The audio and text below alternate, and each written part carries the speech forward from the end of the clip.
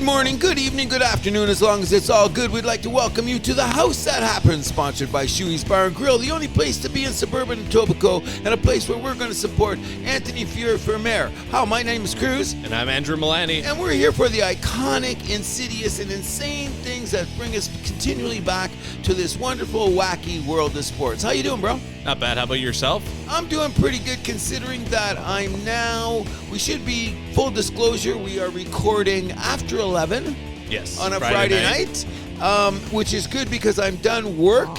And I did have some discussion with people at HR and bosses today because it was a feel-good thing about how we get through life. And they said, what would make you feeling good about things, Cruz? And I said, when I retire in 9 months, I don't have to deal with any more of these humans that I'm dealing with every day. Oh, boy. Now that I got that out.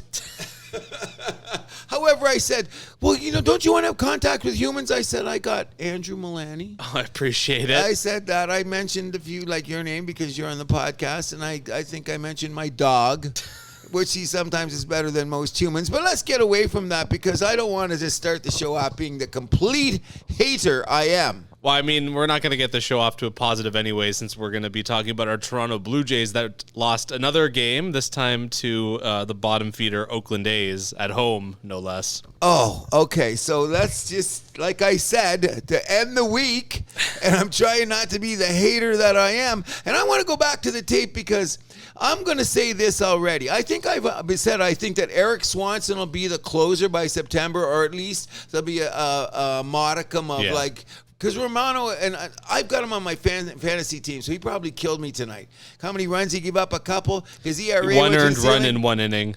Yeah. You know what I mean? No strikeouts. No nothing. Just another day at the office, right?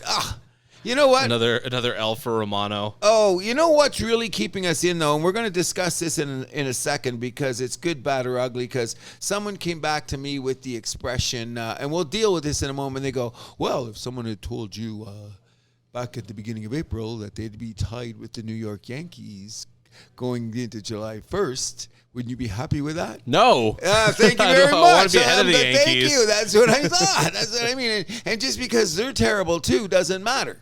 But what I'm going to get at is I didn't get to see the box score. I didn't see what was going on. I thought it was nice that we had a couple of games against Miami where we righted the ship, so to speak, but I was still not jumping completely back on the bandwagon in this sense that we had 3 different games. We had 3 different lineups at second base and shortstop, which drives me crazy. And what was our shortstop second baseman combination tonight? Did you know? Merrifield Bichette.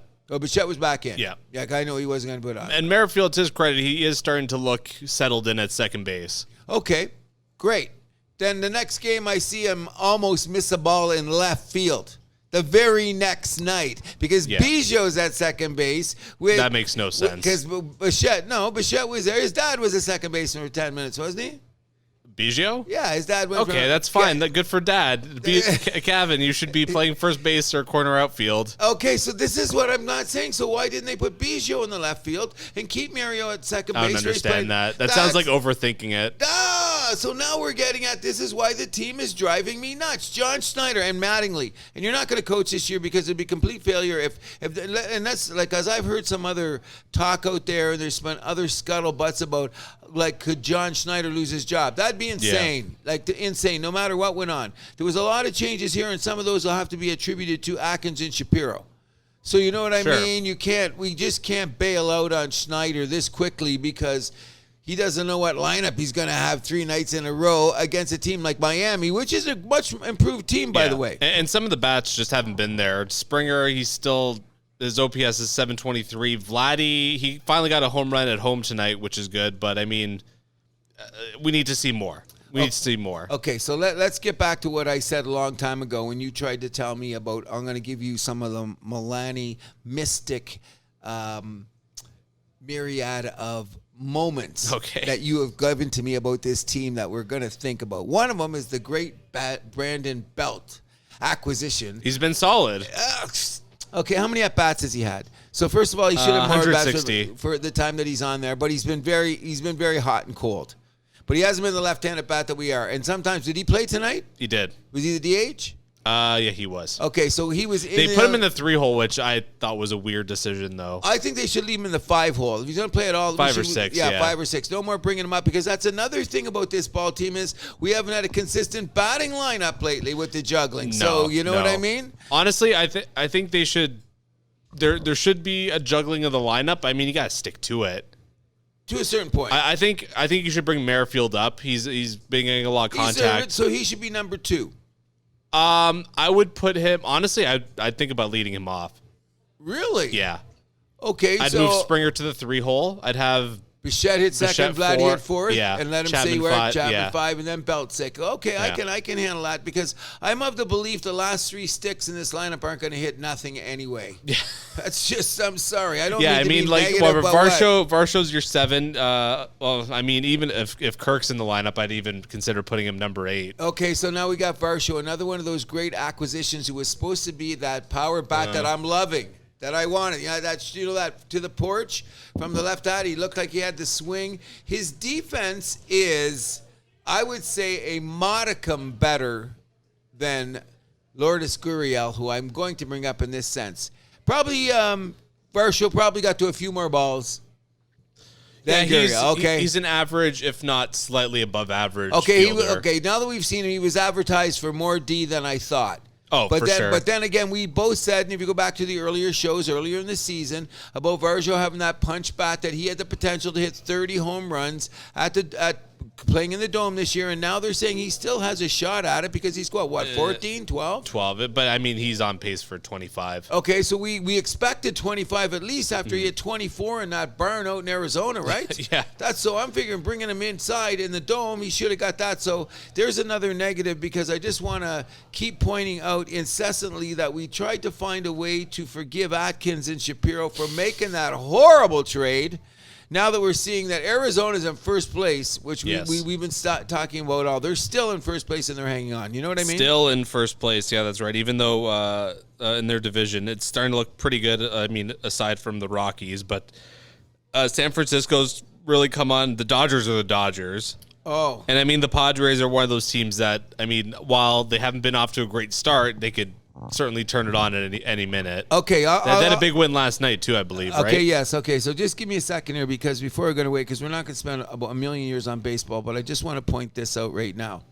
I'm going to try to, we'll do it more the next show, but I have gone to my one stat that I'm going to stick to, that I'm going to hang on my shirt on, is the quality start stat. Right. Now, if you start looking around, it's interesting to believe, and I will verify it more because we'll do it at the All-Star break, and we'll do an All-Star breakdown totally about this whole baseball season, is the fact that Baltimore and Miami, 2 teams that have been bottom feeders for an extended period of time, are suddenly rising up in that little stat called quality start.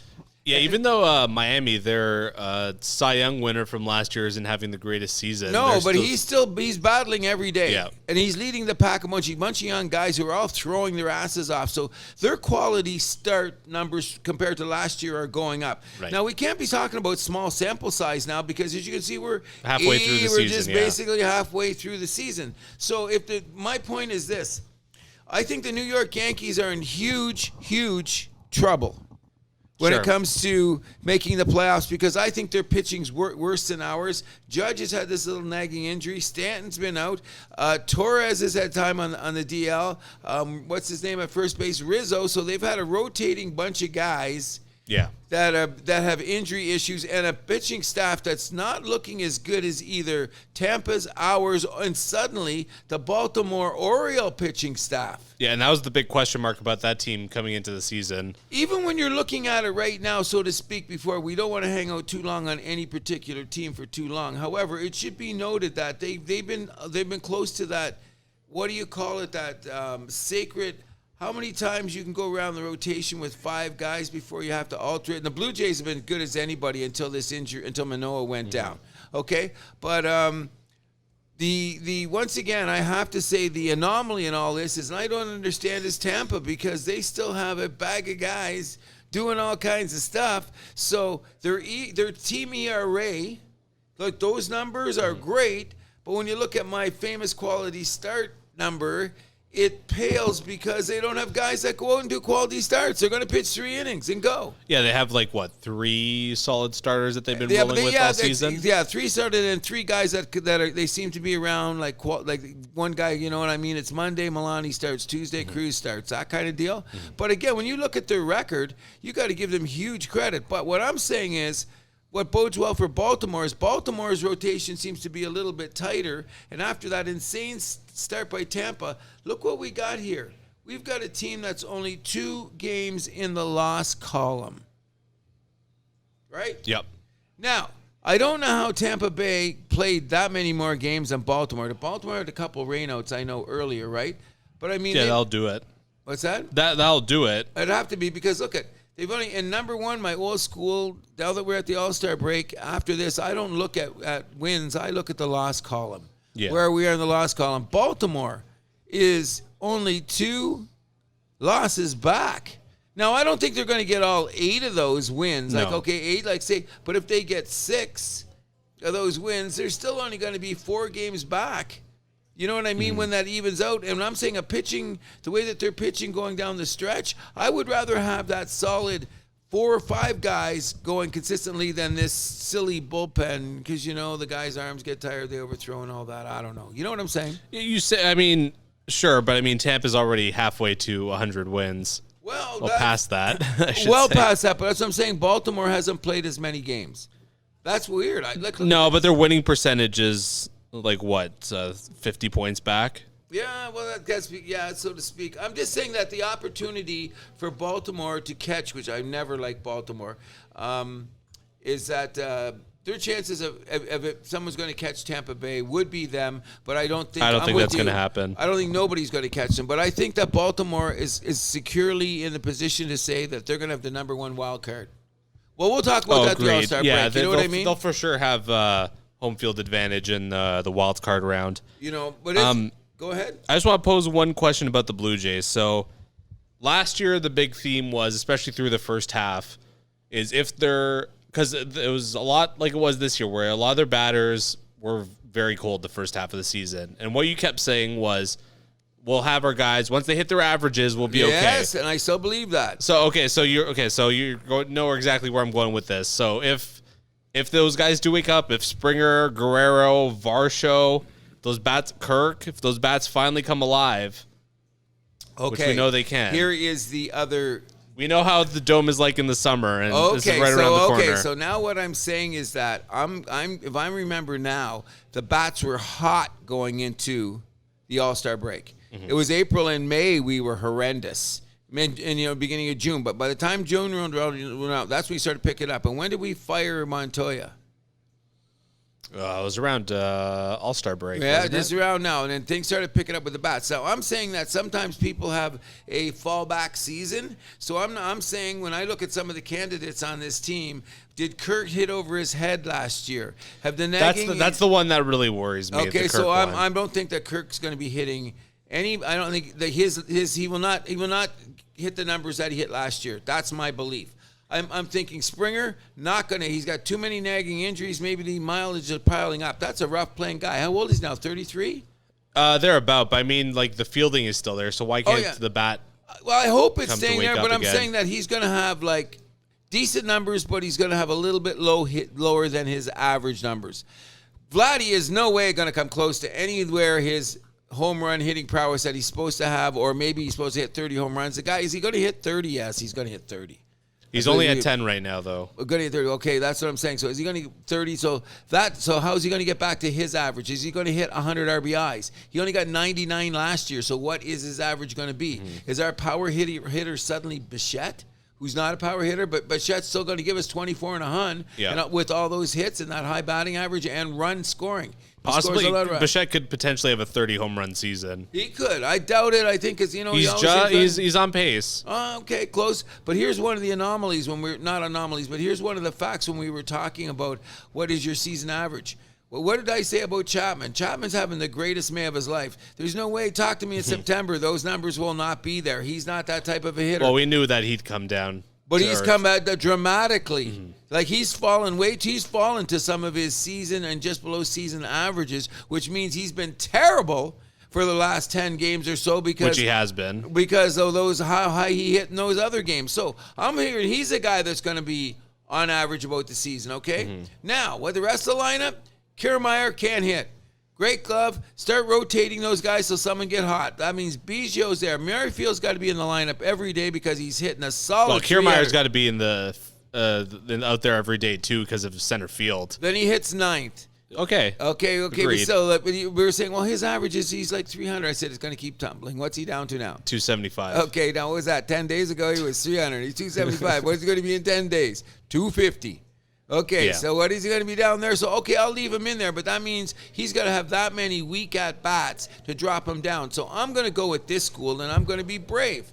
Okay, every once in a while, Varsho, we're going to keep you in. You got to play center field. Okay? He's got to go in, and he's got to sit down. Well, that's a chance we got to take, because then we got to leave Biggio out there, because Merrifield should be playing second base, but what do we do with Espinal? Did you see Espinal when he played the one game at shortstop? Come on, that's the way the team looks. But we're going to go on because we just want to get out of the American League East because it's still the best team in the division. I mean, the best division in baseball. Yes. And we're going to talk about how things are at the All-Star break. If we get a quick rundown of the surprises and unsurprises, that there were so many things to talk about the American League Central, but when Minnesota's a team that just won yesterday to get them over 500, the whole division's a disaster. Yeah. Do you think that we will talk about it? I'm saying that Cleveland's in trouble. They're 3 games under 500, and I believe they could be a 3 game under 500 because they've been pretty well 500 for a while. Teams take a dip. Yeah, and the run differential is in the negatives. There you go. Compared to Minnesota, they're 29 above. Cleveland's 15 below. So yeah. The odds are definitely in Minnesota's favor. So you must have tonight's games on there, too, because mine's a little high there. And I can't remember, I was screaming for my old fan, Detroit Tigers. They were at 500 ball, and they were looking amazing. And all of a sudden, where they are now, okay, so Detroit. Looking amazing, come on. Well, they were almost 500, so that just made me very, very happy. Which moves us to, very quickly, the AL West. And I'm saying right now, Texas is going to, we'll talk about who's going to be wearing right now, but the surprise in that division, I don't think it's going to be Texas because they've been kicking around the last couple years. They just didn't get to that spot because Houston jumped over them, but they were in there. But, I mean, you look at their rotation. You know what I mean? You look at their rotation. You look at their everyday lineup. They got some guys hitting the ball. Oh, yeah, Marcus Semien, I was just going to say, yeah. He's come back, and he's looked just absolutely, I don't know. He's just looking the way he is when he signed that big contract. The run differential, too, 153. Oh, and you know what? And Tampa had the big one. They still do. But they got about, I do believe, I think that it's too bad Abreu. They got him over here. He has been a disappointment. He should have been a bat. And the problem is with Alvarez hurt. That's what's killed him. They were, 8 games over 500 when he went out, and he hasn't been back yet. So they're still in solid shape, 6 games ahead of the Astros. Yeah, that's them. I'm talking about, I hit up, they're still ahead of him. I'm trying to think of, what's his name now? Where did he go? Who? On Texas. Hold on. I'm on the wrong lineup here for a second. I'm just saying that I thought that the other guys would hit more on them. Give me 1 second. What's the everyday shortstop in Texas? You see the guy? They got 2 or 3 guys that are hitting. Isn't Semien the shortstop there? Or are they moving back to second base? He should never be playing that. Come on. Well, I thought that was the whole reason why he signed in Texas in the first place. That's all ego shit. These guys should just go play. Well, no shit. He should play third base or second. But Simeon doesn't have a big enough arm to play shortstop. What's he doing? Thinking he's going to play there. Are you talking about Seager? Yes, that's my boy. He's having a decent season. Yeah, more than decent. Yeah, that's okay. My thing is not responding here the way I thought it would. But yeah, he's batting .358. He's got a .642 slugging and a .1060 OPS. And he's hitting with Simeon and one more guy. I think it's the first baseman, isn't it? Or one of those guys that's hitting about 40-some RBIs. My numbers aren't coming up on my screen. I looked at Texas yesterday, and I said, wow, they've got decent hitting and decent pitching. Yeah. You know what I mean? I think they're going to win the division. Definitely should. They definitely should. The only problem I see is that if they don't have any of those stupid freaking somebody in the main, like Alvarez getting hurt on Houston. Mm-hmm. You know what I mean? But I was very high on Texas. Sorry for stuttering, everybody out there. Oh, Mr. Lowe is having a good season. 19-41. Oh, can you ever? Where's my personal assistant, please? Where's my personal assistant? People, you can see me struggling Janet, come with in my here. thing. Right? Yes. Can you in here right now? Okay. What I'm getting at is they've got Look at this. They got 1, 2, 3, 4, 5 guys with over 40 ribbies, 3 guys with 50 ribbies. That's the kind of lineup that I'm talking about. Not only that Garcia guy in right field. That's what I'm talking about. Okay. This guy's a potential to be. He's MVP material. Okay, see, and that's the first 5 guys you line up. What team in baseball right now? You could say maybe San Diego, but we'll get back to them in a second. This Texas team, they deserve to be there, I think, and I think that they're most possibly they could be a World Series contender. Yes. I'm going to say that now. I don't want to wait around and say, were you thinking about it? Because look they've been doing that pretty good with the game started. What are they basically going with?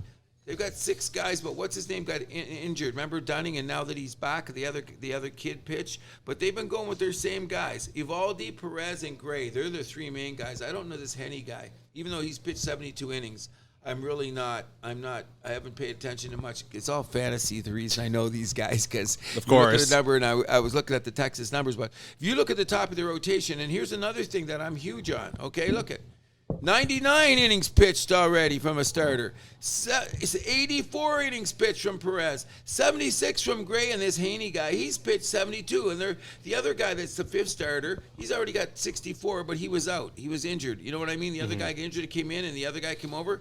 With that staff and that number, now let's go to my favorite. Where is it at? Now I can't even find it. Games quality start. We go down to our good friends in Texas, and what do they have? I don't even know. My screen won't even work. I'm going to blow it up in a minute. In any event, they're in the top 5 in the American League. I checked it out in quality starts. So with that batting lineup and that hitting, I'm all over Texas all day, all night long. And thank God for Simeon, because remember last year he didn't have quite the numbers that he had? Yeah, it was a down year. A little bit of down year. Remember we talked about teams that have a down year? Blue Jays going to have 3 or 4 of those guys. That's what scares me. We're going to get there. What were you saying about we go to the National League East. What were you saying about the National League West? Because I think the National League West may be the second best division in baseball this year. Well, I mean, between the surprise D-backs, you got the Giants all of a sudden surging there. Dodgers are doing Dodger things, and then, we're all waiting for the Padres, right? Okay, well, I'm going to look at it this way. I'm going to say some things that might not be politically correct or gender neutral or whatever, saying this. I'm going to say that the San Diego Padres have a little bit of what the Toronto Blue Jays suffered with last year with. We got a little bit too much fun going on in that clubhouse. That's all I'm going to say. Okay. Because if you say it any other way, I might get in trouble. You know, and I'm good for saying it. Who's going to get mad at us? Okay, nobody. But you know what I'm saying? And I don't have to mention names. They're the guys that are the number 1 soul-trained dancers when they hit home runs in baseball. And when you talk about another show, what I think about guys, I don't hear any... Mother, Father, Sister, Brother, which was one of the greatest theme songs in the history of sports. But I don't know if San Diego's going to do it. Do they have enough pitching? I mean... Really? Look at their staff. Come on. Look at their staff. Darvish seems to be supposed to be their ace. Snell's good. Yeah. But you know what Snell's been like? He's the Gozman of San Diego, where he has 4 great starts, lit up. 4 great starts and lit up. So he's your guy, but I still want him. I still want Snell. I don't have a problem. His numbers are solid. Yes, his numbers are solid. But I thought that, for a guy that came about, he's only won what? 6 games? 7 games? I can't. Where's his win-loss? Doesn't even have it here. 4-6. Okay, so what's Darvish's one? What's the most wins on a team by a starter? It's 6, Waka, 7. He's got 7. Oh, did he pitch tonight? He's the only guy on the team the only starter with an ERA under 3. Okay, so this is a huge sample size now. So that's your rotation. At least in the Jays, we got guys with way. Or the ERAs are down. So, if we suddenly went on a... Well, I mean... no one on the Jays has an ERA under 3. On starters? Yeah, Gosman is the only one with an ERA under 3.5. Okay, so what Bassett just must have went over tonight because he was under. Yeah, he's at 4.3 after tonight. So after tonight. So where's Barrios? So the last 2 starts. 3.6. He's 3.6? Yeah. So he's under. So he's good. Well, yeah, I'll take that too. And Kikuchi's only around 4. Yeah, just like a little under 4. Okay, We'll so take that. so we'll take that compared to San Diego. All their guys are like way over 4. 4-1, 4-5, you know what I mean? Yeah. So and I'm saying, so my take is, I don't think that San Diego's got enough pitching to do it. All that hitting in the world, and their defense is scattered at times, and they got 7 shortstops, which isn't a bad thing. But you got to know who's playing. Well, no, I heard Michael Wilbon say it great the other day. The great Michael Wilbon and Tony Kornheiser. Can I shout out to them every opportunity I get in the house that happens is they were saying, remember when you were kids, maybe not so much in your era because you guys spent so much time on video games and stuff, but shortstops were the best players. They were the best hockey player, best basketball player. Mm-hmm. They were just the best athletes. So 9 out of 10 times. So if you got 7 shortstops on the team, you got 7 good athletes. Tatis is okay. Soto's okay. Bogarts is okay. Machado's okay. It's just what's the chemistry in the dugout. Yeah. You're having too much fun? I mean, the guy's got to hit too, right? Okay, so shortstops aren't always known as the greatest hitters. Okay, but right? and sometimes yes, sometimes no. But my thing is, and I don't want to go there yet because it's a defensive specialist. Yes, kind a lot position, of them, a lot of them are too, and run and hit. My take on it is more like this. It's going to come out in a matter of time. The way that baseball's changed, the analytics, and then they've changed some rules and how things go on and what attracts the kids and all that other kind of stuff. And it's going to play into what's the dynamic in your dressing room. Mm-hmm. I say in a matter of time, it's going to be, it's always like, when they say in hockey, you need a certain older defenseman. In basketball, they say you better have that either old school guard or that old school forward. You got to have something like that. Mm-hmm. So I think that in a matter of time, we're going to start talking about baseball teams and how they construct it. Or as the Toronto Blue Jays did, deconstruct what they're doing. But in any event, we could go on a lot more about baseball. We just want everyone to know to please tune in next week because we're going to have our what is it? Mid-season predictions. Oh, okay. Remember at the beginning of the year we made predictions, but we didn't because I said, let's see them play. So I think what we're going to do is we'll dedicate the show to, which I'm dying to do, is now shit or get off the pot. Yeah. Say who you think's going to win the division, who you think's going to play the wild card, and stick to it. Right. And I'll stick to my Texas all the way, like I should have stuck to my Carolina. Yeah, that's right. You know what I mean? Even though Carolina kind of went off the rails like I said they would anyways. But MLB also is playing a weekend series in England. Oh, we remiss if we didn't say that. Do we say who's Shout playing? out to our executive producer Jay Brar doing Jay, how you doing? Doing some broadcasting work there. Forgot the name of the stadium, but it's where West Ham plays. Oh, it was West Ham. I thought it was Tottenham.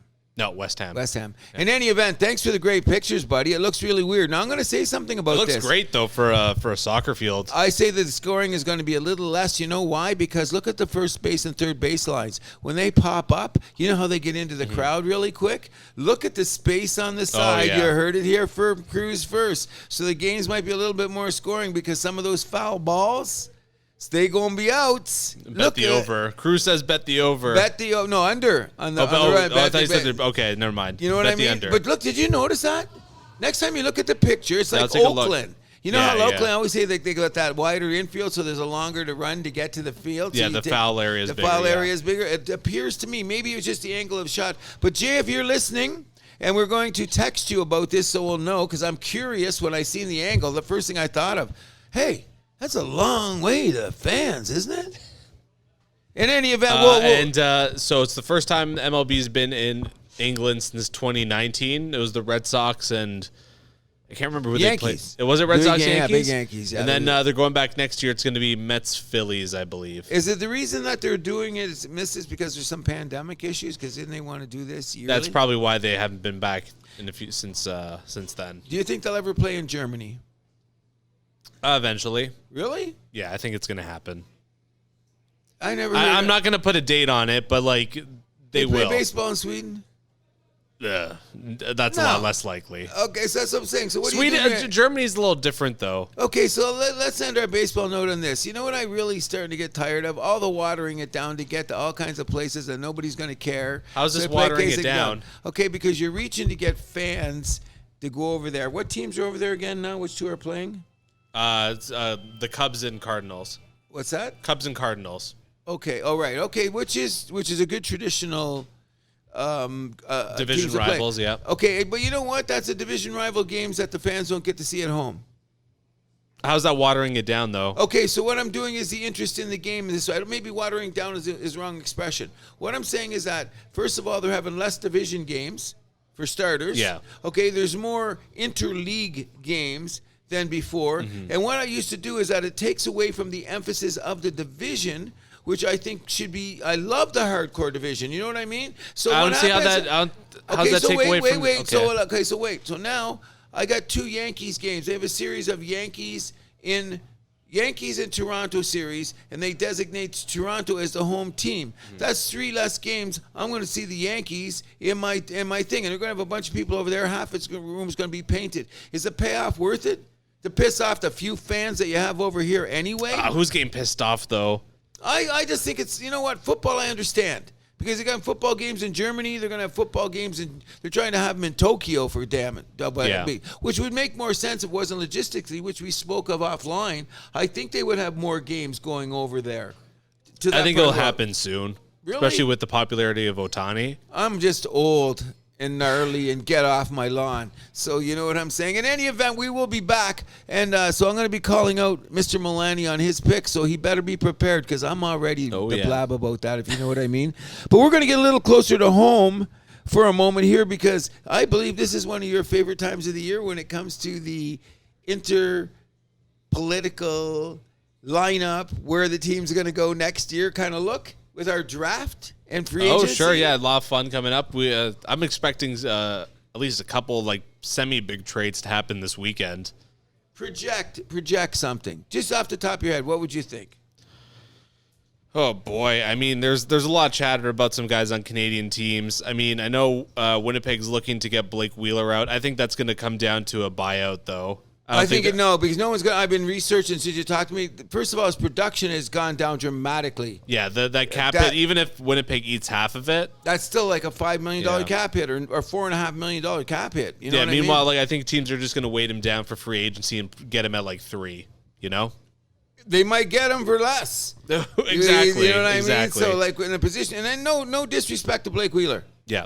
But, I mean, like, the big teams I'm looking at right now are Calgary and Winnipeg, because Winnipeg has Scheifele, Hellebuck, and Dubois that are all going to fetch some nice prices. Then Calgary, all of a sudden, like, it sounded like none of their guys want to re-sign there. Backlund's on the last year of his deal. He doesn't want to sign back. Toffoli's on the last year of his deal. He doesn't want to sign back. I heard that. I heard Toffoli. So this is like... there's an Lindholm. That's another, like, bomb, too, that he doesn't want to sign back. Hannafin, another one there. Okay, so, like, the pressure's on. You got a brand new GM. What's his name? Craig Conroy. Craig Conroy. Good man, I hear. Good hockey man. Is your plate rather full in the next 7 days?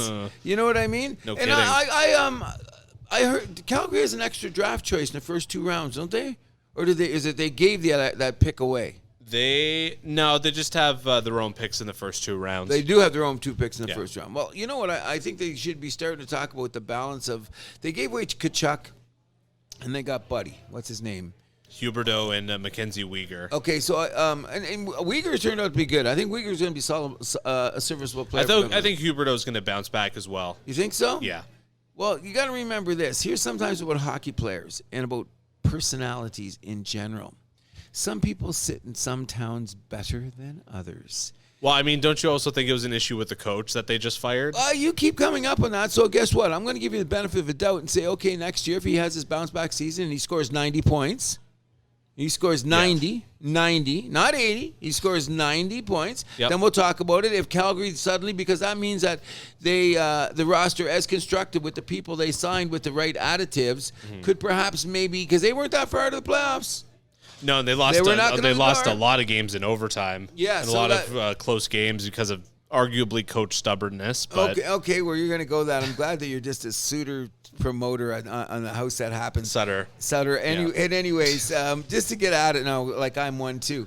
I'm saying that I think there's going to be a lot of fringe players around there got to think to what they're doing because they're not that far away. 2 years ago, remember Vegas had those runs and then suddenly Vegas fell out of the playoffs, came back last year, went to conference finals and won again. But like Calgary, they've only won. I'm not saying they have the depth that Vegas had, but Vegas Not even stumbled in it. close. Okay, but in 6 years, one of those years, Vegas did miss the playoffs. Now, they lost the playoffs by the Calgary skin of seems to miss the playoffs every other year, though. That's the problem. So that means you're saying that they're going to come back this year. I'm not saying that. I'm just saying they missed the playoffs a lot. I can't.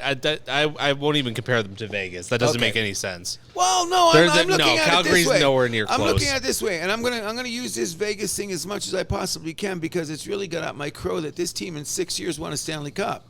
In that time, they went to 3 conference championships and missed the playoffs. 4. Okay, so that's 4 and a cup and missed the playoffs. Yeah. That's a pretty busy, that's what I'm saying. So the reason I'm bringing it up is not so much to compare like how good one team or is the other, but Vegas stubbed their toe, came back and won a Stanley Cup. So what I'm saying is Edmonton stubbing their toe, is Calgary stubbing their toe, is Toronto stubbing their toe. That's the theory I'm getting at. You know what I mean? Edmonton-Toronto makes a lot more sense with that than Calgary because, I mean, they have a lot to figure out right now. Okay, so they have a lot to figure out. This roster is very much in flux. Okay, them and Winnipeg. Okay, so first of all, we're not going to get back to Winnipeg because we don't have time. First of all, the only reason that we're going to bring up Winnipeg one more time is I think that their biggest problem is when they got their buddy Pierre-Luc Dubois and his agent, who are now we're going to say we put agents in now, and how's it happens if we're allowed to put agents and lawyers in the same basket from now on. Which you've already done that on the show. So I just want to make sure we keep it there at all times. Like already, this is what I don't understand about sports today. And you know I want him on the Habs. Because the House of Habs, we keep tabs on the Habs, okay?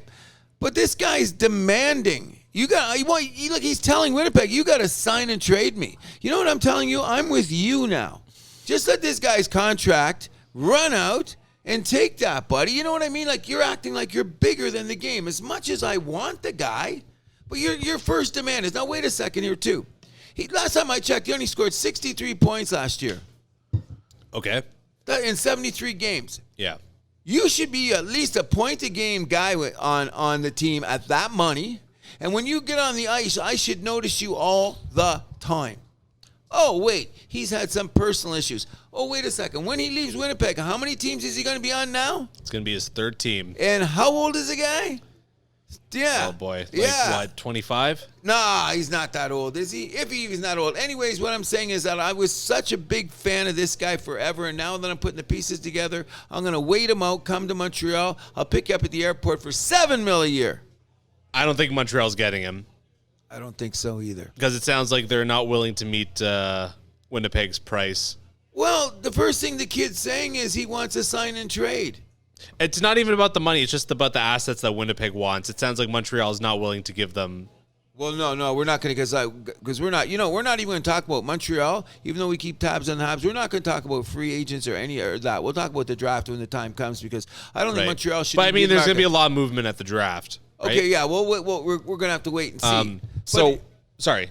Let's get back to the two that originally we talked about. Now that we've kicked Winnipeg to the curb, I don't think that the door is open that big for Edmonton. I think Edmonton is in bigger trouble with their roster issues too, because number one is, what are they going to do about the goaltending? Now, Hellebuck would be great. I think you got to roll it back with those two guys, and I don't think that's the worst thing. I think too. I think Campbell can have maybe the pressure, the first year guys, they get a little overplay, blah, blah, blah. I don't know. I was never, the reason I liked Campbell in Toronto. What I did too. And the thing that we discussed and we agreed, and it turned out to be a good thing, was I wasn't going to pay him that money that long. You know what I mean? Mm-hmm. Edmonton was a little desperate, and look what ended up happening. They ran with Skinner. Yeah. Okay, now they're not even going to have to pay Skinner this year. So if someone came along sniffing for Campbell, do you think they should let him go? I wouldn't take that risk. I wouldn't either, and I don't think there's a lot of people going to take a shot at him for that kind of money, because Skinner's on contract for 3 more seasons. At what, $3 million or something? 2.6. Yeah, come on. So you're spending 7.6 between your two goalies. That's about right. I'd even say it's a little high. Okay, so but we I mean, it's Edmonton. You gotta overpay. Okay, but I'll take it one step further. Sometimes us old guys can learn from the youngins out there, and I'm starting to agree with you in a lot of respects about if I got a team. Not only my other theory about the 6 defensemen, I'm agreeing. I don't want to pay more than $6 million for my goaltenders. Maybe 7 combined, maybe 8. Because unless 8, you're getting into dangerous territory. Well, if you had 2 guys. You know, that are both question number one, but 8 I wouldn't. I'd keep it under that. Like, that's why I'm saying Toronto is going to be in a great position again, because if this Wall guy pans out the way I believe. Yeah.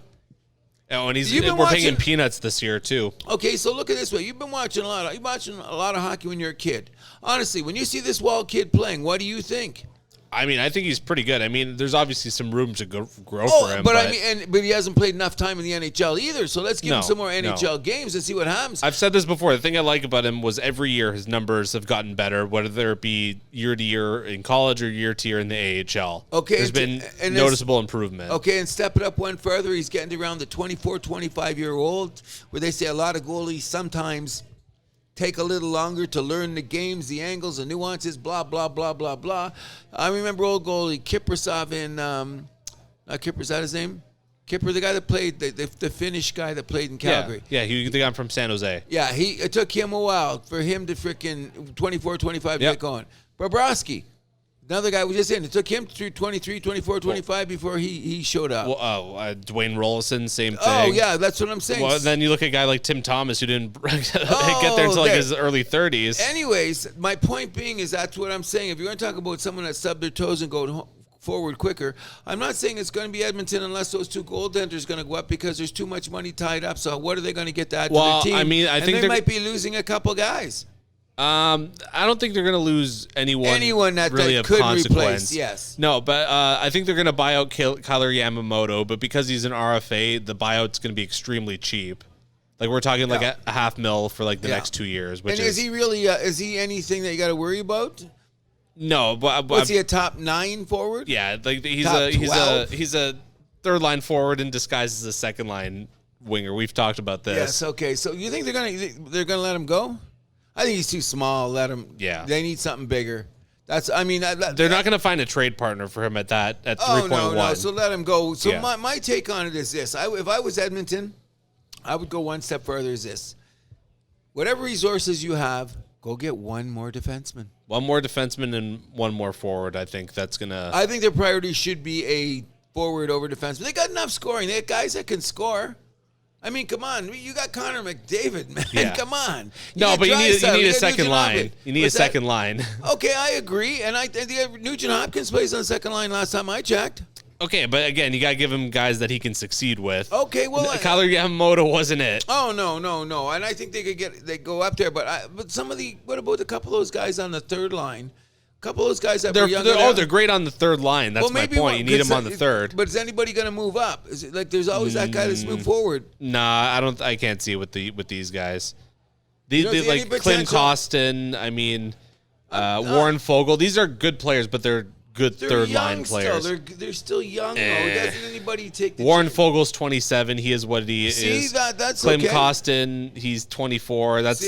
You are what you are. You're not going to move into like a second line. Will he score 20 goals for the next 4 years on that line? I wouldn't bank on it. He could. I'll keep him. That's how I'm looking at players. I'll keep him as a third liner, though. That's my point. You need to upgrade at the second line. I'm having a complete brain fart. What's the guy on Toronto that got suspended when he shouldn't have for swinging the stick? Bunting, a couple years ago. Would you say he was a second line guy? No, you thought he was. I didn't even know where he was. Okay, but he was a good third liner, good fourth line guys. I'm saying guys could rise up. I think there's like a couple of these guys in Calgary. I'd have to really. And Edmonton will do it probably for the preseason. Months down the road when it's there, I think they have a couple guys that could turn into Bunting. They got a good skating team. Those third or fourth lines could skate. They couldn't score. No. Well, then how do you think they're going to turn to second line players if they can't score? Well, because sometimes you learn the game and you get better the next year's over. Instead of scoring 10 goals, you score 15. No, I need to see some evidence besides some wishful thinking. I'm not saying Bunting is my freaking litmus test. Okay, but Bunting was that's a completely different story because he was playing in Arizona. Hold on. Let me finish, Cruz. You cut me off a lot. Okay. Let me finish. He was in Arizona. We didn't know who here is watching Arizona games. I wasn't. There you go. Okay. What line was he playing on there? He was a serviceable. He was a call up, which was the weird part. Okay, so when he came to Toronto, he was a serviceable, hardworking guy. But when he was signed in Toronto, line. there was people that were saying like, "Oh, he's going to be like a top line guy here. He's going to be Hyman's replacement." People were saying that the day we signed him. That's true. Okay, maybe. Okay, so now they're not saying about anybody in those Edmonton guys. No one's saying they're going to be a second line replacement. I do remember a couple guys saying that Bunting could be a surprise, and he has evolved to do that. My point is this. I'm saying that Edmonton better find something within, because I don't think that they have the money to splash on someone forward. They better have some improvement there. They better hope that Campbell has a bounce-back season, because what are they going to do in free agent? And nobody wants to go to Edmonton anyway, unless you want to play with Connor. They got to go for some solid doubles in free agency. They won't be able to go for the home run. Well, I think they better draft well. Well, those players went around for a couple of years. I don't know what's in their minor league system or whatever the case may be.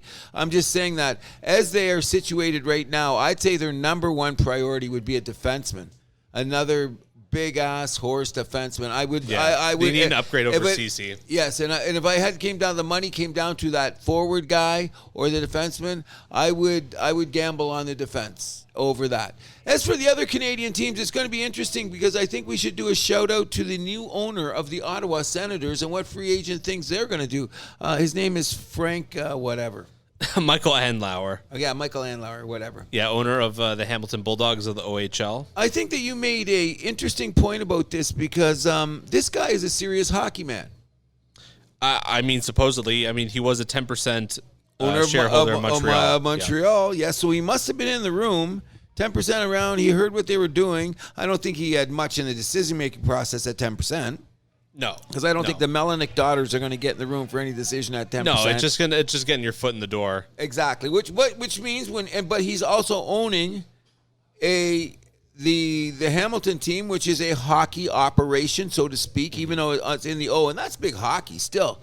The Oshawa Generals owner, I believe, is in on this sale as well. Oh, really? Yeah. That's even better, because there's an interesting point that you made to me off the camera, and you said about Gary Bettman sometimes getting hoodwinked by owners that should have ended up buying teams. Oh, we've seen this with like Arizona. I think at Nashville at one point there were some sketchy owners there. I think Atlanta. It goes all the way back to the guys that own the Islanders. The Chinese guy. Oh, I was going before that. The guy in the '90s who didn't have the money. Oh, he was even that guy was even worse. The good talker, the pyramid cashing guy, but the pyramid didn't cash. Okay, yeah, I forget that guy. But they went from him to Pang. But anyways, before we get too off topic, and I'll let you put your piece on that, as you were saying, he was smart to take a hockey man. Because it generally solidifies the structure with which the league goes forward in this way. We're going to do a show in the future, and I believe the NBA is the worst run league. You believe the NHL is the worst run league. So we'll get to that later. Especially when you consider the NHL is going to be surpassed by Major League Soccer in a few years. So that's never happening. Come on. I'll be 10 years. No, in 10 years. I love you, young people's enthusiasm. Cruz, there's already 10 MLS teams worth almost $1 billion. Really? So who's going to buy? Someone's going to buy MLSE right now for $1 billion? Someone's going to buy the Utah Salt FC for $1 billion? Maybe not Utah, Are you going to buy like San Antonio Aces? Stop it right now. I'm just saying it's become lucrative. Toronto FC, New York City FC, LA Galaxy. And the LA Galaxy and Miami. Okay, those LA's got two teams that are actually Chicago can't jump up and do as much as they thought. They're a big market. Houston is trying to get in. They don't even have a big market team. So no, I can't see this. St. Louis, though, all of a sudden it's their first year and they're leading the Western Conference. Can I preface my good friends one more time? It was the greatest. You wouldn't have liked it, but I would have said it. They were talking about Messi going to Miami. Mm-hmm. The splash it's going to make. The ticket price is going up. Eyeballs on the screen and butts in the seats. And Tony Kornheiser responded with, "So what? Dr. Minier. Same enough. They haven't seen us since 1973. Wasn't Pele and Chinglia here?" And I fell off my couch laughing, because it's unfortunate to say. That tells you I'm old and gnarly, because that's how I feel. Things change. Yes, no, your generation, your enthusiasm for this should be commended. Cheers. I'm not even that enthusiastic about it. I'm just reading the writing on the wall. How many Premier League games have you watched in last year?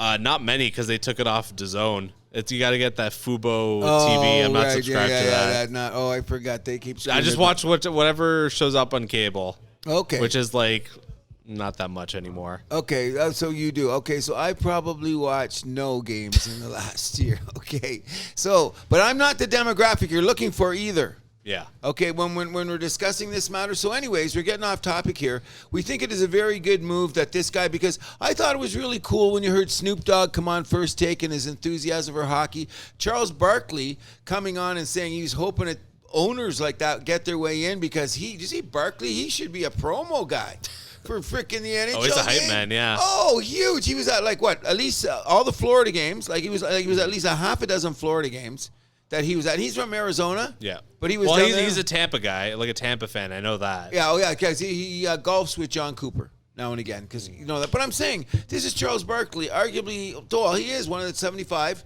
best basketball great players of all time, and he's your hype man for hockey. I'm thinking that's a better run league than the NBA then, even though he's on But MLSE. the NBA doesn't need it. Like, the NBA just, promotes itself. Okay, well, yeah, we'll get to that drama momentarily. Trust me. I want to get to the Russian at the NHL draft. Okay, that is going to be... Give me your take on it, because I found out something. I know a guy you mentioned to me, and I should have known him better, but go ahead. Okay, so Anaheim is apparently thinking about taking him at number 2. I think that's all bull. I think they're trying to get someone to trade up with them, because they're probably not too sure, because there's a lot of good skilled forwards at the top. But I think there's a good chance Michkov can slip out of the top 10. I'm predicting he will, because I don't believe. Yes, and did you hear what the Washington scout said about him? No. Do you remember Andrei Nikilishin? Yes. Okay, so he's a scout for the Capitals now. Comparing him to that guy? No. So he's a scout for the Capitals. He was asked about his opinion on Michkov, and he was trashing him. Really? Yeah. You know what? I really believe this, because there's a couple other prospects in the last couple of years, like guys that might have been top 20 picks. Mm-hmm. But because, we don't hear about them, they didn't get the top 10. But if you're looking right now, there's a couple guys that could have been top 20 in the last couple of years that are early 20s, that since the whatever's going on in this world today with wars and insanity, that Putin's maybe, who's being the hockey guy he is strengthening in his own league by going, comrade, stay on this side of the pond. Because there is a couple of other prospects that, I think by the time they're 25, the competitive desire is going to make them want to leave the country anyway. Yeah. But at this young, it seems to me, and I forget the guy was, and I think one of the guys even played in the O, and he still went back. He still went back. I'm going to have to research this. We'll get this all before the season starts a couple months here. So I want to go through the draft list, and I want you to say stop when you think he's going. So obviously Chicago, no. Anaheim, no. Columbus, I don't know. I'll say no. That'd be nuts. San Jose, no. Habs, no. No. Arizona, no. Philly, no. But we're getting warm. Keep Washington, going. No. Detroit, no. St. Louis, no. St. Louis definitely no, because they've already dealt with Tarasenko. Okay, so. no, yes. Yes, okay. Vancouver, no, not yet. They're not quite there. First team with a second pick, Arizona. This is where it starts to get interesting. Oh, I thought, so what are we at now? 12. 12. Okay, I'm saying who's 16? Just is it a big market team at 16? Well, let's continue. Okay. So, Buffalo. No, because they need now, so it would be they can't wait. Pittsburgh.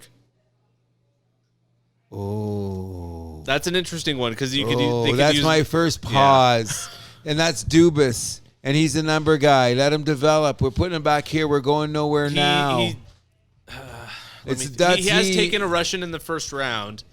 It was Amirov, who unfortunately doesn't look like he's going to work out, but still. And he was in on the Nylander draft too, wasn't he?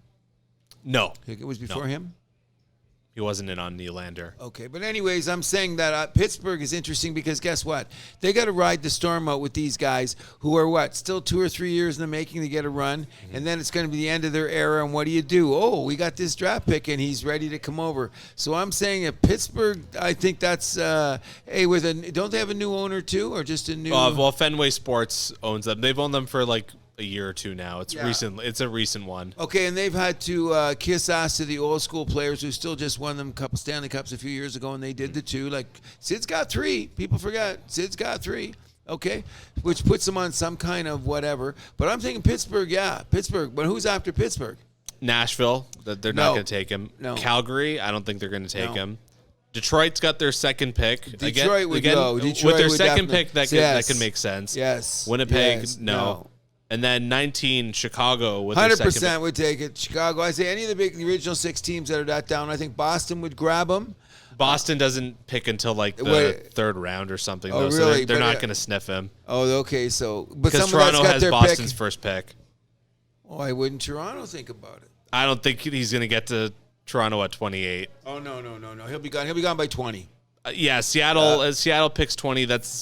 He's gone before. Well, yeah, by then. I think he's gone then too because you know what? Seattle's another team can sit on him for a couple of years because sure. they're a development position. That's an interesting question to ask because now that we bring up the draft, and I don't think it's going to come my way now, which would be a dream for me, being the Michigan guy that I am. I keep hearing about our Michigan guy, and I see Fantilli. he will not fall that far. But, man, if we could make a little move, we got the Florida pick. We could take the Florida pick, our pick, give it to Anaheim. There's 2 you want to go down, and we'll take this guy. I think it's going to cost more than that to trade up. Really? Yeah, you're going to have to throw in about probably another you? third. Now that we're really talking with this guy, and I forgot he just played for the Worlds. Yeah. He looked great in the Worlds. He was playing Got with better men, as that tournament went on. and got better. Yeah. Yes, was one of their better players, and he was getting serious ice time by the end of it. Like he was basically a top 6, pretty well almost a top 6 guy by the end of the tournament. Fantilli, though, there's a few question marks about him, though. One is he really a center? You hear that a lot about him. Then we'll make him a left winger. I don't have a problem. I'm tired of this. You know what? Then if he came up with center skills, then we'll find better centers and move him over to the side. For example, we got, what's the guy from last year, Jablonski? I forget his name. We got to put him on a wing too. Slavkovsky. Okay, whatever. I can't even say my own guy's name. Well, he's a pure. We knew he was a winger though. Okay, so now that's what I'm saying. So when you got the little guy like the Suzuki's, put them out there with these big. Learn to be a winger because this Fantilli guy can hit. He's a big boy. He's a big, and he plays. He can hit. I don't know about his scoring prowess. Like people talking about be a 40-goal guy. I'd rather be a 30-80 both ends of the rink guy. Well, a problem with Fantilli though is his neutral zone play too. Apparently. Well, you learn that. We'll coach you. We got Marty St. Louis. He's got all the attributes. So, he's a great skater. I mean, neutral zone. That's a red flag because that's where, let's be real, the real meat and potatoes of the game. Okay, happens in the and neutral zone. I heard he does have a bit of a turnover issue, but that's it because they were playing run and gun in Michigan. He improved that when he was in the tournament.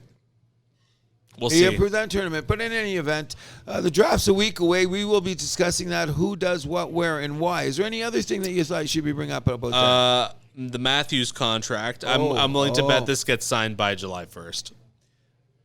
Before we go, and I know I don't want to waste a lot more time on it because we've been really racing along with a lot of things on here, but it's a good way. I'm loving the feel of the show. Is this? I think that the Toronto Maple Leafs should not pay Marner $14 million. Marner or Matthews? I mean, Matthews. Okay, now here's one of the things that we didn't bring up, and you alluded to this there, and I've been trying to figure out, and I don't see it any of the things here, is that this salary cap issue. Yes.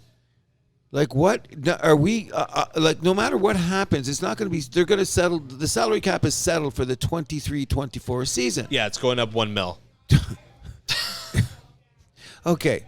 So, we have some issues here. If the ratings were as good as they say in America, with the 2 teams that don't even have ice, with the 2 cities that don't even have ice, okay, and you have this supposed escrow money from the pandemic regime That they're still counting. which I need an accountant and a lawyer, even though I don't want either. I'll take the accountant, not the lawyer. I'm saying that there's something fishy here, and this benefits the small market teams. You think? Yes, like We've talked about this, like but now, the big market. now it's in our face. Yeah. It's really in our face in a situation right now where we know that teams are moving like I said. There's something's got to shake because there's not. I'm really. What if it's us? It's Toronto this year. It was Chicago a couple years ago. It was LA had their issues. Is like you're not allowed to develop a team. It seems to me. Yeah. Like Batman saying, okay, get your run and get out. Next. Get your run and get out next. Well, look at Tampa as well. Okay, but I mean, well, Tampa's in serious cap heck. Do they care for the next 3 seasons after going to the finals for 3 and winning 2? They got at least a couple 3 seasons to kick it around and stub their toe and maybe come back like Vegas. I'm not saying that they will, but they're not looking like Vegas. I think they're looking like Chicago or LA. Yeah. Their eventual will go there, and Cooper will go to another team. Washington, Pittsburgh, add them to the list. You know what I mean? They're all going to be around. But so what I'm saying is when you're looking at the draft, which is I think is becoming more important in the development and signing the guys now, because Montreal is being sneaky about this. We got Suzuki signed. Yeah, you guys got Caulfield signed. We got Anderson for a couple years signed. We got Allen come off the books as a goalie, and he's got decent money with Montbeau. Yeah, the two together is almost $6 million, right? Allen's got what, 2 more years? 2. You're right. Yeah, he's got 2 more years, but his cap hit's only about $5 million. 3.85. Even better. Yeah. Even better. So we can pay the other kid a little bit money and keep them both around.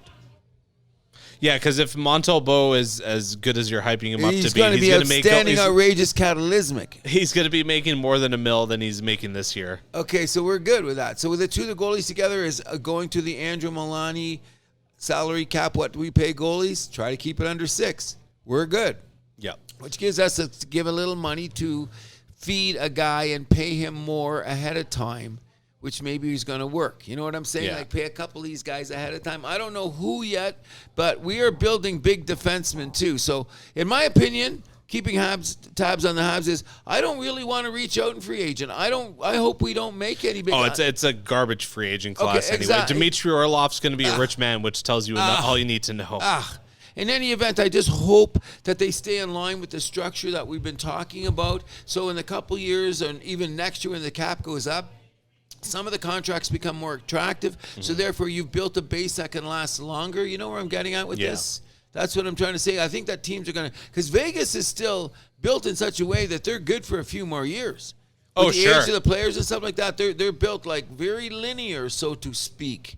You know what I mean? Mm-hmm. And one of the keys is you're going to notice about them, like you said, is that every time they had a guy that they used at a big contract time, by the time it came up, what did they do? Jetson. Yep. Thanks for coming out. We got to go. And I think that's going to be the viable way. My question before we go on to the next subject is, who's going to be the first one that the Toronto Maple Leafs do Jetson when the time comes? Of the core 4? Or core 5, for that matter. Fair enough. I'm starting to think that they're not going to trade any of them, at least not for this season. I think it's going to be one more year. I think so, too, with a tough guy. With a tough guy. Now, speaking of tough guys, I'm just going to say that, like we have talked about before, I really think that the NBA is the worst run league, but they are the best run hype. Okay? Now, football is more solid because people gamble on it. Fantasy football, blah, blah, blah, blah, blah. They have so many pluses that keep them as the monolith.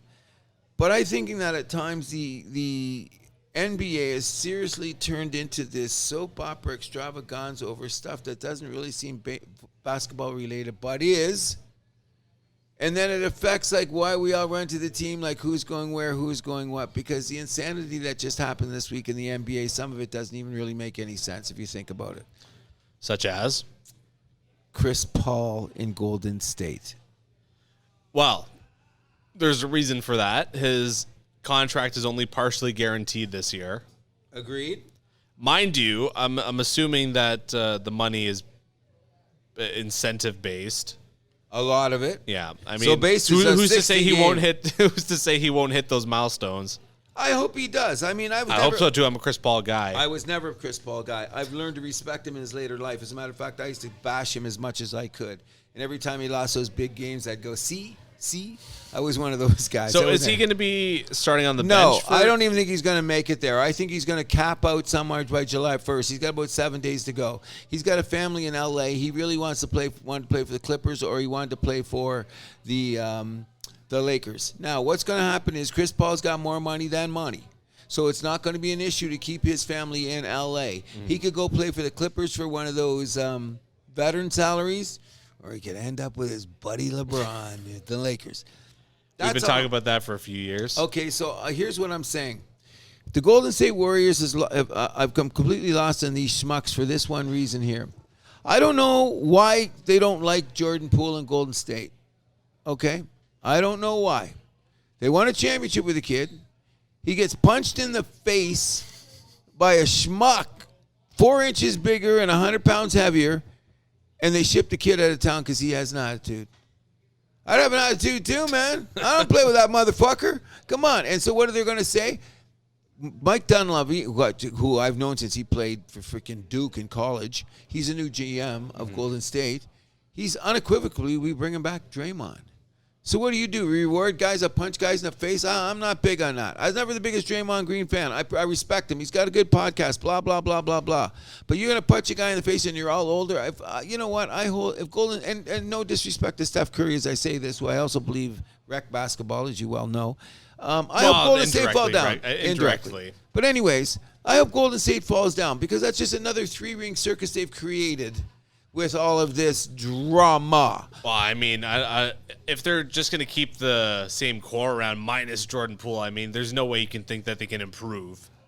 Well, they're saying that they're hopefully with the draft picks and a couple of guys develop more. You know that thing we were talking about, that guys go I up know, a little? Draymond's not looking like he's getting any better, though. Very smart IQ, does stuff on the court that's not in the box score. I get all of that. I'm just saying. How about his scoring sometimes? He don't score. There you go. He looks afraid to shoot half the time. Okay, so what is that telling you about the team? It's more important for them to have a guy who's already got them 4 rings. He was there for 3 before Poole. That his clout that you can actually what did Poole say? I fucked your girlfriend or your wife? Or I don't know. Like what did he have to say? We don't know, and I don't think it'll ever come out. I hope Jordan Poole the next year when he starts press conference just comes out and spills the beans. That's not going to happen, but I don't think so either because they have a weird fraternity in the NBA about you just don't do those type of things. Okay? Well, I mean, you shouldn't be doing that anyways. Well, no kidding, but look I'm going to the Jalen Rose. He said it best. Pay attention. More people pay attention to my old Michigan guy, Jalen Rose.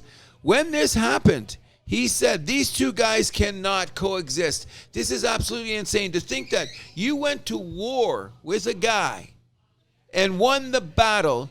You would never, ever picture anyone coming at you with that type of negative aggression no matter it's what. Insane. Well, exactly. That was the end of the Golden State dynasty right there. I think so, too. But they're saying they're going to pull it all back together by shipping Pools out of town. No, either. And I'm a Jordan Now with the Poole way down. Denver's going, not with the way Phoenix is going. Oh, we're going to get there in a minute. Okay, so Golden State, we're done talking about you. We hope that you have a worse season than you did this year. Bye-bye. Thank you. Now, the other interesting thing here is that some teams are trying to reload and some teams are going to rebuild. I think it's an interesting dichotomy that went on with this whole Memphis, Boston Celtic, Washington Wizards. All this played out in a certain way. Yeah, how the Clippers were originally supposed to be involved with the deal. But I mean, I'm stunned with this trade by the Celtics that they were able to snag Porzingis and a first-round pick. I don't get that either. I think it had a lot to do with the fact that they took the Porzingis salary for this year. That has to be it. But his contract is done at the end of this year. So it'll be an opt-in, and then Boston probably won't take him because he wants $30 million unless he becomes a super unicorn. But for the short term, something had to change in Boston. So this means when they let Marcus Smart go, who just signed that pretty decent contract, last year before the season started, that means they're freeing up money to go with Jaylen Brown so they can have another run with the Jaylen Brown, Jason Tatum, Wright, what's his name? Who am I forgetting? Even though Brogdon became a piece that they wanted to trade after bringing him in free agency because they're starting to believe that the injuries are scaring him. So that was the whole reason why the deal fell apart with the Clippers in the first place. Yes, so there is issues there that we don't know about. However, a shame too. Malcolm Brogdon, when he was healthy, he was fantastic. Oh yeah, he was there back in Milwaukee when they won the championship. So I thought he was a very serviceable part, especially on this type of team. However, what's going to happen is at times is that what's really killed Boston is they were tough in the paint, but they couldn't score. So what did they do? They gave up some toughness for a guy that can shooter. But Porzingis can play in the paint. He can. I think what they're going to choose, they're going to try to get him to stay in the paint a little more because it'll open up the easy shots for him with Brown and Tatum slashing. I mean, I hate Boston, so I hope they fall apart. I don't really give a damn about the team, but it's interesting dichotomy of why they went that way, don't you think? Oh, for sure. You know? I mean, this is a little bit of a dice roll, this trade. But, I mean, the first round pick makes it a no-brainer for them, though. Oh, agreed. But do you think there's something to be salary caps? Because here's what I'm saying, too. Once Chris Paul's gone to Golden State, that money comes off the books. And with that new tax looming, the new luxury tax looming, it's making people readjust the way they're going to think already because they're thinking about 2 years down the road and where they're going to have. So if they have 3 of these max contracts, et cetera, or how the balance is going to go, I don't know. But I think that if Porzingis works out, you could win a championship. If he doesn't, you cut him and you got the money, correct? Yeah, for sure. You know I mean, it's finals or bust for Boston. Championship or bust, really. Oh, it's got to be. And that being said, I think the most interesting thing that came out of all of this is what the Memphis Grizzlies did. They added a good defender. I heard somebody say, I was reading before I came in, and someone described it like this. Marcus Smart was meant to be a Grizzly. I can definitely see that. Okay, now as soon as you hear it, everyone goes, "Hey, that kind of makes sense to me." Now let's take it one step further.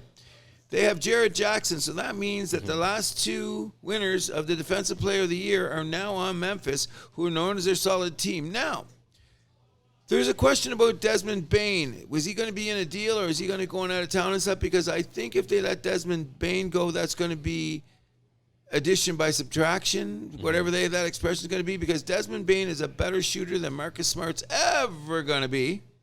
He's younger and he's just as tenacious. So I really believe that if Steven Adams comes back healthy, you got Brandon Clark and you've got Jared Jackson, that sometimes in those games, if they get a little bit of a lead, Memphis can take it home with a 3-guard defensive set. So they could have Ja, Bane, and Marcus Smart on the floor, which would be pretty tenacious in a game, especially if they get the leads, if they play from the lead, which they can if they're scoring. Yeah. But there's going to be also, does it become Marcus Smart's team in the 25 games that Ja's gone, and then Ja's got to come back and they got to go through all that nonsense? No, I don't think. I mean, Smart's a good player, but I don't think he's going to be like the guy during that run. I think the reason that he's going is because something had to change in the dressing room, and he was the guy that was the most vocal in Boston, and the most vocal guy is now left town. You think that makes a lot more sense to me.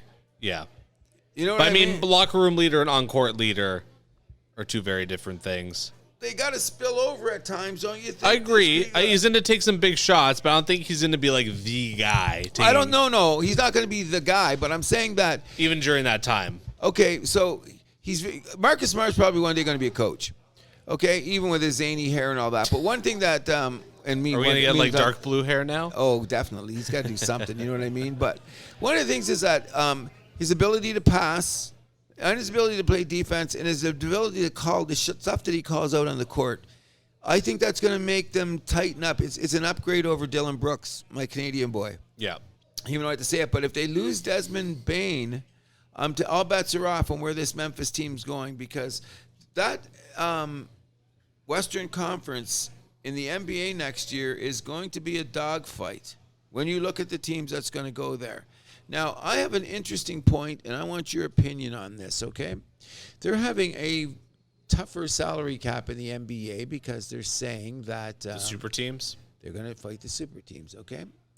I'm going, yeah, okay, I got you. But here's a little something that I've noticed lately, okay? You got Steve Ballmer running the Clippers. Do you think he gives a damn? He's building $1 billion goddamn arena. Do you think he cares? Oh, he don't care. Okay. Do you see the guy that just bought Phoenix? He kicked the other guy to the curb as fast as he could. What did he do within 72 hours of being with the team? He traded for Durant. Got Kevin Durant. You think this guy's going to give a damn about the money? No, but you're paying more luxury tax, which goes to the smaller teams, though. So, well, then it doesn't matter. If you're getting rings out of it, who cares? Okay, the Lakers, I'm just saying. No, but at least this way, like, the smaller teams get something out of it. Okay, so if teams are, being just ridiculous with their payroll. Well, I think that it's going to be that way because I think it's actually going to be what they're thinking about doing. I think it's going to go the other way. I think these insane owners like them, the guy that owns Atlanta, he's got way too much money. I forget what he does. The people that just bought the team from Michael Jordan. Oh, the Hornets. Yeah, the Hornets. Yeah, they saw Michael Jordan's team. Those guys are saying they're going to put Charlotte on the map. So some of these, but a lot of these teams, they're not going to go into the luxury tax like right away. Oh, I'm saying, okay, let's be reasonable. I hope MLSE goes into the luxury tax immediately, and I'm going to tell you why in a minute, because we're going to talk about some selling of some parts at the end, the way as we get toward the end of our show. But no, I think it's going to be saying that some of the big market teams, which is going to push the New Yorks and the Torontos and the Miamis to jump on that bandwagon, because they're not going to let those guys get way out in front of them, or even the Lakers. Because you got the money, okay, let's put it this way. This is a toy to these guys now. This is their new toy. They've already made their billions. Yeah. They've got all their stuff. They're building arenas. Like, what can they do with their money? Sit at courtside and want a winner. So you think of, okay, now. But isn't that the way it's always been? So I don't see how this is. Well, I'm saying that some of the owners will hold back, like MLSE says, suddenly they have a budget.